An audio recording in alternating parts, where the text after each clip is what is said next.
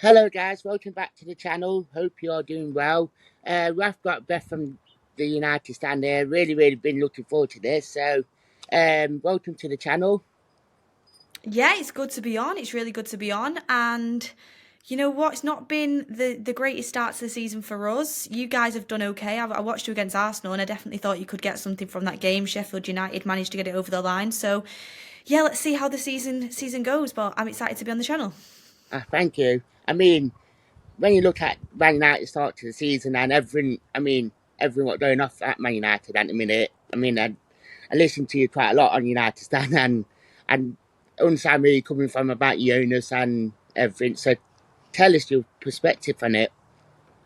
My perspective on the owners is they shouldn't be here, to be honest with you. It's pretty simple as that. It's a lot of people look at Manchester United, they see the amount of money that's been spent, they say, well, how can you be frustrated when that amount of money has been spent? It's really hard to understand unless you're a day-to-day fan, like looking from the inside out. But realistically, the Glazers have never put a penny of their own money into Manchester United. It's all come from revenue, which is fine. You know, that's how a business works. You would expect the owners to put money into the football club, obviously, but they just haven't done that. And then this summer, yeah, you know, we have spent money. We've got Anana and we've got Mount, we've got Hoyland, but realistically, we've not addressed a lot of problems that we have. We don't have a backup to Casemiro. You know, Eric Ten Hag did want Kim Min Jae at the start of the window as a centre back. It's turned out now that we're going to be signing Johnny Evans on a 1 year deal. So there's certain things where it's like you look at the striker situation. The only strikers we have, realistically, out and out strikers, are Hoyland and Martial. Martial's constantly injured, and Hoyland's signed injured, and we don't know how good he's going to be. So there's a few adversities to get across, but you will have to see how it goes. I'm not too hopeful, to be honest with you. And I was really hopeful in the summer, and then the first two performances have really kind of brought us all back down to earth. I can imagine, to be fair, when we signed Omar Richards, we didn't realise he had a hairline injury and he had that, and he's been at the whole season now. He's been shipped out to Olympiacos, so we're completely bizarre on that transfer. So we completely understand about you being in the striker and he's injured.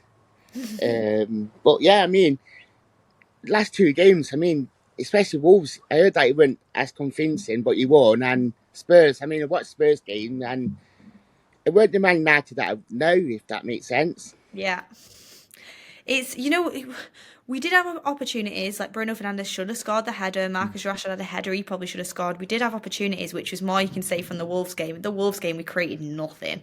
Like, we were lucky if we managed to score a header, we really were, and we completely defended for our lives in like the last few minutes. And then you go and watch, well, the last 15 minutes, you go and watch Wolves next week against Brighton get absolutely battered, and you're Yeah. like, oh gosh, like this is kind of a bit of a reality check for us. But yeah, against Spurs, first half I thought we were actually quite decent. It was definitely a step up from the Wolves performance. First half we were decent and we were creating chances, and Spurs did have some chances as well. But then second half we just completely crumbled, especially after the first Spurs goal went in. We just crumbled, and that's the problem with this Man United team away from home, especially against the tough teams.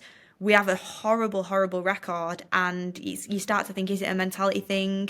What's going on here? Maybe the players aren't gelling. It's a weird one, but Ten Hag's got to sort it out quickly. Yeah, I can imagine, to be fair, because, oh, be there. But I can imagine, to be fair, we had that problem when we came up last season. We got overrun and everything in that midfield, but we seem to have like addressed it this season, and we seem to find that midfield too, or when we play with our midfield three, we seem to like addressed it really well, which I found brilliant. But yeah, what, going back on the players, do you think it's Ten Hag or is it like the players that you got in? I know that there's been a lot of problems with McTominay, with Maguire not wanting to go. Do you think it's the players itself doing this player power? I think, yeah, there is that definitely involved. The media have gone straight onto Ten Hag's back after the first two games of the season, which they love to do. They did it last year, didn't they? When we got beat by Brighton and Brentford, like, Gary Neville and Jamie Carragher sat Ten Hag down, started interrogating over the signing of Lissandro Martinez. It was really weird, wasn't it? And Yeah, they're already doing it again. Not them individuals particular, but Talk Sport have jumped on it. The media love it. Like, they're going to question Man United. We get all the clicks. Like, it is what it is. But yeah, and Ten Hag does come under question. He does come under question because some of his signings haven't been great. Like Anthony for 90 mil. it's a terrible signing. Like realistically, call a spade a spade. It's a terrible signing. He's not Yeah, been at all. Like I was watching Jordan Ayew for Crystal Palace the other day, and I thought, you know what, he's got more output than Anthony at the moment, and that's a problem. That's a problem that we've got. Obviously, a lot of people questioning Mason Mount. I think it's a good signing. I think people can't just judge off 2 games of a player. Also, he's not been bad. It's the position he's playing in. That's the problem. I think Mason Mount will be a good signing. And you look, Jamie Carragher's been questioning Casemiro. Is he too old? Casemiro will be absolutely fine. He's just, he's in that midfield on his own, which is a big problem, gaping holes. And if anyone's watched United, over the last like year and a half, Casemiro, when he first came in, he wasn't great for the first couple of games. He had to get into it. Then when he came back from his red card, he wasn't great for the first couple of games. He has to kind of build himself up. I think that's what's happening right now. But I thought that was a great sign as well. With Ten Hag, he's got to come under some criticism because I do think he is stubborn. I do think his substitutions recently haven't been paying off and he's been making them maybe a little bit too late. But what I will say is that it is a problem. Like, we should have got Kim Min Jae in. We should have been able to go and get a centre back to Debo, Pavard. Maguire's refusing to leave. We've accepted a 30 mil bid from West Ham. He's refusing to leave. We can't really do much about that. If it was Man United for me, I'd be saying, go, or you're going to be in the reserves. That's the choice you've got. That's what yeah, I'd be doing at this point, but we're not tough enough to do that. And then with McTominay, I'm not as bothered about McTominay staying because I actually think he offers something at least. But if you're offering me 30 million quid for him, of course you would take it. And that's another one we should have, replaced him with the likes of Amrabat that we've been linked to. And Fred, we've let go for quite cheap. And Fred, yeah, he's not the greatest of players, and it probably was time for him to move on. But it's a player that you have to replace because of the attributes he brings into the midfield. We've got no one else who can do what he does. So there's part blame does have to go on, player power and also the club not making ruthless decisions and not being able to sell snow to an Eskimo. Quite literally, we can't sell anything. But then some of it does have to come down to Ten Hag and in-game management as well. yeah, definitely. I do agree with that. To be fair, I think I was talking to a Man United fan and he asked me about McTominay, and I said he's that old traditional midfielder that you sometimes need to put in there just to out Casemiro, or it's that old midfielder. I don't know how Man United perspective on McTominay, but from the outside in, he's that old standard midfielder, if that makes sense. Yeah, I get what you mean. He's definitely that's why David Moyes wanted him because Yeah. he kind of suits that way of play. I mean, I want to get a Man United perspective on this because from our end, it was happening, it weren't happening. It's on itself. It's the Dean Henderson Yeah. saga because this one's just from our end. It's just like weren't sure what was happening, and I know Fabrizio's been saying a lot, saying that it's will happen. I mean, what do you think happened with like Dean Henderson? Dean Henderson looks like he's not going to Forest anymore. I don't know if you guys are happy about that or not, but I'll have to get your opinion on it in a second. But it looks like he's going to Crystal Palace now. I think they're getting rid of Guaita, and it looks like Crystal Palace are going for Dean Henderson. I think it's on loan obligation to buy. I don't something to do with the loan option to buy. We were hoping at the start of the window that you guys would buy him for like 25 mil, which I think he is worth that. We were hoping that that was going to be the case. You guys had to back out and go and get Turner. So Yeah. annoying. So now we can't sell him. But I think that's the situation in right now. But what are your thoughts? Are you happy of getting Turner or would you prefer to get Henderson? I would have been happy to get both of them in, to be fair, because especially with our goalkeeping situation, Hennessy's not going to get younger, he's getting older, and he would have been a really good third choice keeper. So I would have been happy for both of them to come in. It's just quite frustrating with Hendo because, especially when he was injured, he was coming back down for games to watch Forest. He was really involved in the club, and you could tell he wanted to stay, to be fair, by like the interactions and that.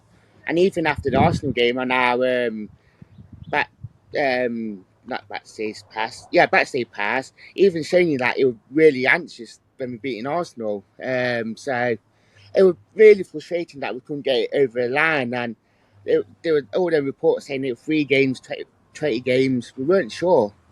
So it was quite frustrating. But I'm happy that we resolved it by getting to in the end, personally. But I would like to get, if we could go back in, if we went back in Fender, I would have thought it.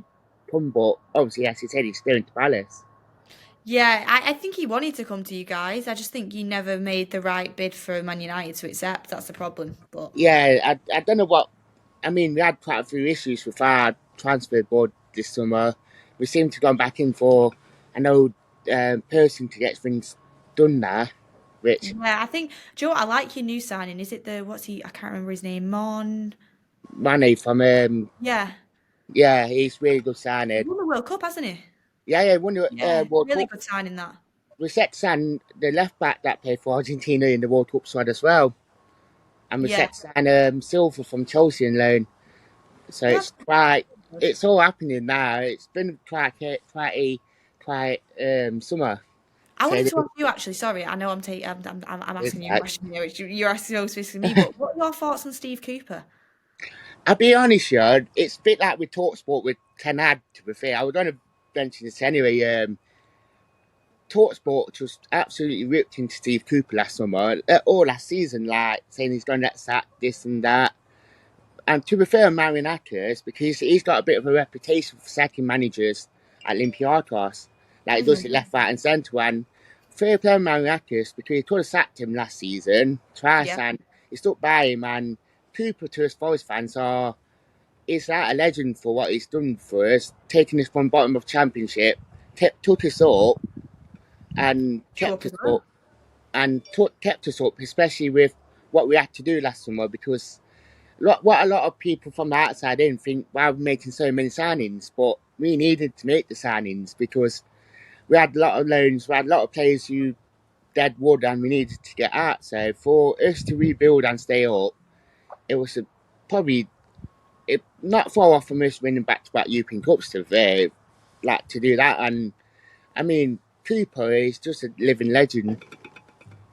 Yeah, I like Cooper. I think, do I think he's the most elite manager? No, but I think for what he's done for Forest, I was really happy when they gave him that new contract. I thought it was the right thing to do, and he kind of proved it when he kept you up. Which I thought, looking at the squads, I wanted Forest to stay up. Do you know what? I'm generally not just saying this because I'm on Forest TV, but I really do like watching Forest. I said it the other day to my dad. I really like watching you. I always think, I want him to stay up. I want him to do well. I wanted you to stay up last year, and fair play because he did it and he yeah, sometimes you had to sit in, play that sort of football, but you also did it with some entertainment as well, which I liked. Yeah, I was going to ask you about from the outside in what your thoughts on Forest, um, like this season and Cooper, because obviously just now they lost to Arsenal. I mean, I know we pegged them in last 15 minutes and we were all looking not to get something, but for us last week to beat Sheffield United like we did, I mean, Sheffield United did that to us. They pegged us in the half, sort of second half, and for Cooper to make that change, bring Yatesy on, bring Ilando on, and I mean, Ilando, I know I would ask you that, but I mean, Ilando and Yatesy just changed the game. We went 4-2-3-1, and they didn't know how to cope with Brennan and Ilando on each side. So, what's your outside in through on Forest? I really like Forest. I like the way you play. There's a few players well, there's one player in particular that you've got that I really like. Can you guess who it is? Good fight. Yeah. Yeah. Yeah, Give yeah, man yeah. is absolutely class. I think he's brilliant. I really do. I think in the future you're going to have a struggle to keep him, but I think he's really, really good. And I look at him and I'm like, I want United to go for him. I generally do. I think he's got so many qualities. He's got hunger on the pitch. He's got ambition. He's got passion. He's got a good mentality. But along with that, he's got skill and he's a team player. Like he's not selfish. When he needs to pass it, he will. He runs everywhere all over the pitch. I really, really do like him. So obviously just come off the back with the Euros with England where he had a really good performance as well, obviously the under 21s. I really do like him. I think we struggled to contain him last time. I remember when we played Forest, we really struggled in the midfield against Gibbs White. He was having Casemiro on a little bit, which is respect because Casemiro is obviously a brilliant player. I really think Alanga's a good signing, and he wasn't, maybe at the level you need for Man United, but then when you look at our wingers, you think maybe he could have got a chance. Yeah, But Alanga, he's doing exactly what he's good at, which is running at speed and getting it to the byline and crossing it in. Like that's exactly what you guys need. So I think that's a really good signing. Obviously, the sign you've just made, I can't say his name properly, but he's a good signing as well. yeah. And I look at your team, and yeah, sometimes. Do you know who I think? How much did you get a bid in for Brennan Johnson? How much was that bid? They reckon it was around 30 million, 35 million. Are you gutted you didn't take it, or are you happy you stayed? I want him to stay, to be a fair person. I'm not just saying because I'm a Forest fan, but I think if you look at him, if you go to someone like a Big Six team, he won't get the game time that he's going to get now. So I think if he plays trade now, then say like next season, I think he'd be ready for that. And but I'm a bit unsure. Me personally, I would have took it. But I honestly think, like, not in a bad way against Brennan Johnson, because I think he's a mm, good player, but I honestly think I don't watch Forest obviously like as closely as you guys do, but yeah, from what I see of him, I think he's maybe a little bit overrated. I yeah, it's I going to be I at times. I think maybe like you should have took the money on that one. I think Gibbs White is I know the different positions, but much better. I Yeah, still think he's a good player, and I think if you got that money for him, you could have maybe invested it even a little bit further on somebody else. But no, I think you've got speed in behind with Brendan Johnson and Elanga, and I think Elanga's going to make his way into the starting 11 eventually. I think Gibbs White is a really good playmaker in there, and I think you play good football. I really like Forest, and I hope they do stay up. And I think they will. A lot of people have you to go down this season. I think you'll stay up, and I think you'll stay up not out comfortably. I'll go out there. I'll say comfortably. yeah, I agree with you on that one. I think we'd be more comfortable on it. I mean, on thoughts on tomorrow. I mean, how do you think Man United will set up against Forest, and um, how do you think the score will be? I well, I was looking at this because I'm preparing for our build-up show tomorrow, and Forest seem to be a team we've actually done pretty well against. I was looking at Yeah, the record. We hadn't played you guys, since '99 until you came back into the Premier League, so that baffled my head. But looking at it, we've played you 4 times since you've come back into the Prem, twice in the Cup, twice in the league, and on aggregate we've beat you 10-0. So yeah, So we should be looking to win this game, surely. But with the way that we started the season and the way you started the season, I'm not that confident, I've got to say, because I do think you have players that can hurt us. I expect Man United to set up. This is how I think Ten Hag will set up, not necessarily the way I would, but I think he'll set up with Anana in goal, obviously. Great signing for us. Wan-Bissaka right back, Varane and Martinez. Dallo will play left back because now Luke Shaw's injured, which is gutting for us. Then we'll have a midfield three of Casemiro, I'd probably say Ericsson, and Bruno, because Mount's injured, and a front three of, I'd probably say Rashford on the left, Martial up front, and Anthony on the right. If Martial's fit enough to start, if not, you'll probably get, Rashford up top and maybe Sancho or Garnacho on the left. But realistically, it's not our strongest team. I do think you have some strong players that can hurt us. I've already said, I don't know if you're going to ask me for my score prediction, but I think it's going to be a tight 2-1. I think we're just going to nick it at Old Trafford because we haven't been beat at Old Trafford since the first game of last season. That was against Brighton. So it has kind of turned into a little bit of a fortress again. So, yeah. and this is a must-win game for us, and it's pressure on Ten Hag. We have to win it. Like after this, we've got Arsenal away, which is going to be really tough. Then we've got Brighton at home. We've not had the best start to the season. We literally have to win this game. So, for that reason, I think it will be a 2-1 win. What about you? What are your thoughts? I'll be honest, Ed, I'm going to sound a bit funny, but I've been saying it all week that I feel quite optimistic going into tomorrow's game. Some Anyone would be. why I don't know because I think because going to Old Trafford, I don't want to big it up, but Old Trafford, you think of Old Trafford thinking hard place to go to. You need to play to like 1,000% to even get a result, even a draw there, or even. But going into tomorrow, knowing that Man United wobbles sort of last season, sort of this season, and now Forest been playing, I think I sort of going into it quite optimistic to be fair. I mean, I think we're going to play sort of like the same team that we did against Sheffield United, with turning goal with Wowell, Bolly and McKenna. I think we go with Ori right wing back, Williams left wing back. I, the I like midfield, Williams. He's another player I like. yeah, it's really Really like. good. That was a good signing. That. Yeah, and I like this versatility. Like you can play right wing back, left wing back. You got Yeah. that versatility that you do need in the team. I mean, midfield too. I'm a bit unsure because I want him to get Yatesy in there because Yatesy just a warrior. He gets stuck in. So I was looking at doing my predicted Forest lineup, and I wasn't sure if it was going to be Yates or not. Who's the other player that plays him? it's Mangala, Danilo, Mangala, Danilo. yeah, And and then then if Yates plays, Danilo will probably go further forward, won't yeah, he? Yeah. yeah. So personally, I like to see him go Yatesy, Mangala, then Danilo gives White and Ronnie up top because Ronnie is it's like more of a modern day number 9 to I don't like. think he will though.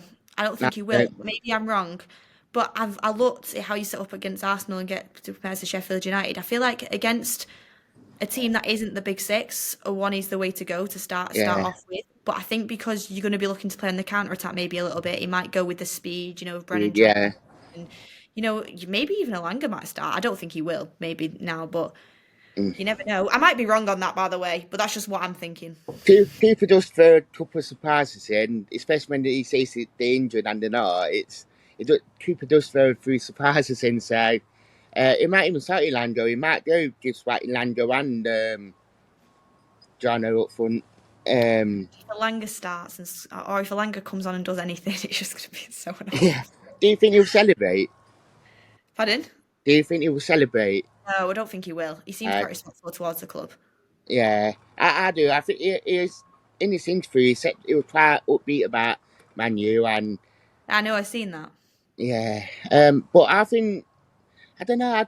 I said it'd be a sneaky 2-1 for us. I mean, I I hate like it. draw, I like it. but I think we might. I mean, don't want it to happen, but Yeah, yeah, but yeah. Do you want to say about your socials and that? pardon? Do you want to say about your socials? Oh, socials. Yes. So if anyone wants to find me, it's at BethTMUFC on Twitter. Constantly tweeting about Man United Premier League, and at the moment it's not been too positive, but I'm hoping to get there. I try. Yeah. But yeah, you can follow me on there, and yeah, everyone, thanks for having me, and Dan, thanks for having me as well. And I wish you luck, but not too much luck because the 2-1's coming, but it's coming in this direction. Yeah, I think it might be coming. But yeah, thank you for coming on anyway. Much Don't worry. appreciated. So do like the channel and subscribe. Thank you for watching, guys, and goodbye.